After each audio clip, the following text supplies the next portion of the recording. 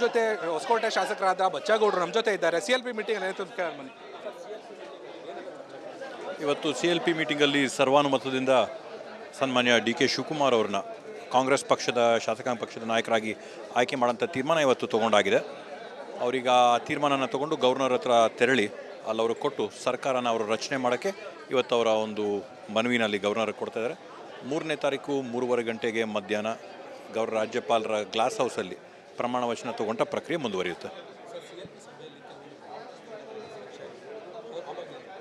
ಸಹಜವಾಗಿ ಭಾವುಕರಾಗಂಥದ್ದು ನಿಜ. ಯಾಕಂದರೆ 8 ವರ್ಷ ಸರ್ಕಾರ ಮಾಡಿ ಸರ್ಕಾರನ ಸುಭದ್ರವಾಗಿಟ್ಟು ರಾಜ್ಯಕ್ಕೆ ಅಭಿವೃದ್ಧಿನ ಕೊಟ್ಟಂಥವರು KC ವೇಣುಗೋಪಾಲ್ ಅವರಾಗಿರ್ಬೋದು, ಸುರ್ಜಿವಾಲ ಅವರಾಗಿರ್ಬೋದು, DK ಶಿವಕುಮಾರ್ ಅವರಾಗಿರ್ಬೋದು, ಮಾಜಿ ಮುಖ್ಯಮಂತ್ರಿಗಳಾಗಿರ್ತಕ್ಕಂಥ ಸಿದ್ದರಾಮಯ್ಯ ಅವರಾಗಿರ್ಬೋದು, ಸಹಜವಾಗಿ ಅವ್ರು ಮಾಡಿರ್ತಕ್ಕಂಥ ಸೇವೆಗೆ ಭಾವಕರಾಗಿರ್ತಕ್ಕಂಥದ್ದನ್ನು ನಾವು ನೋಡಿದ್ವಿ.